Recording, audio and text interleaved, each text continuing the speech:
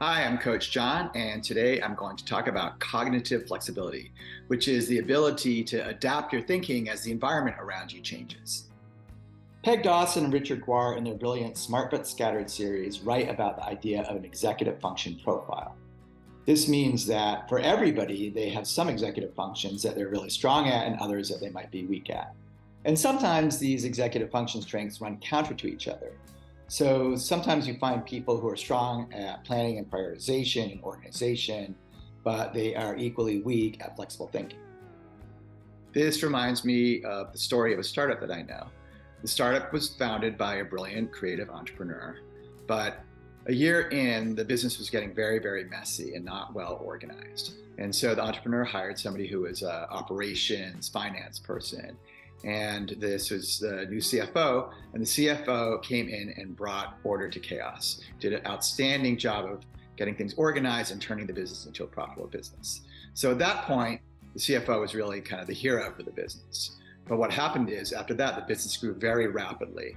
And so as the business grew rapidly, the very strict processes that were put in place by the CFO kind of outgrew their usefulness. As an example, that 3 years in, there was 10,000 receipts a year that were being submitted. And the CFO insisted that every receipt was submitted for approval, whether it was for $1.29 or for whether it was for $10,000. Eventually, the CFO had to move on and they had to hire somebody new in that position who was able to adapt to the changing needs of the company.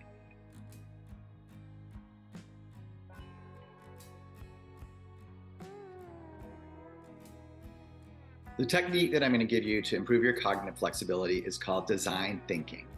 This is a process that grew out of the design world, got used in software, and has now spread to all sorts of different companies all over the world and all sorts of different processes and products. Now, the idea of design thinking is pretty simple. A short way to describe the design thinking process is simple. Don't fall in love with your own ideas. So here's a little bit more detail. So you want to start off by empathizing. That means really getting to know your customers and their needs. Then you'll define a big picture idea of the product. Then you'll have a brainstorming session and come up with lots of different ideas. And then from that, you'll choose one to prototype. You shouldn't spend a lot of money on time on your prototype. It should be very light. Then you test the prototype, get feedback, make modifications, and start all over again with a new version. When you run it through this cycle 3 or 4 times, you'll get a product that's much more responsive to your customers' needs. So let me share how I applied this design thinking process to the creation of this YouTube channel. Empathize was quite easy for me because I've spent a lot of my adult life overcoming my own executive function challenges, building in systems and tools to make sure that I could be productive and successful.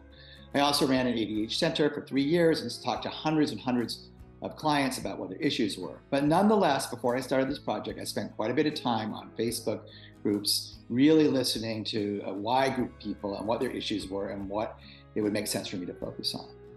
I then decided to define the project, and I decided I would use social media to give away free content, and I would have a very kind of practical and actionable approach to these tools to help people improve their executive function challenges. And then I went through an ideation process to try and figure out exactly what that should be. I'm not so good at talking in 15 or 30 seconds, so I decided on YouTube with kind of a 3 to 7 minute format. And I went ahead and prototyped that, which in this case literally meant making one YouTube movie.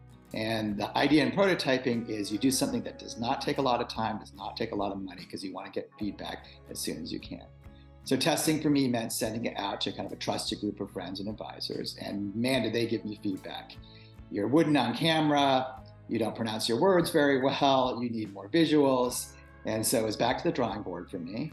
And I went ahead and modified my approach and I made another movie. And then I went through this whole cycle a few more times and I ended up getting what you see here.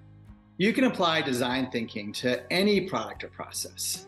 If you are an actor, you can try out different ways of approaching your character and see which resonates best with the audience. If you're a therapist, you can go through all of your toolbox and see which is most effective with a specific client. If you're a salesperson, you can think about the way you write proposals or do presentations and figure out which one brings you the most sales. But I guarantee that if you use this design thinking process, your cognitive flexibility will improve. The whole point of design thinking is to learn how to be a flexible thinker and be open-minded and see what actually works.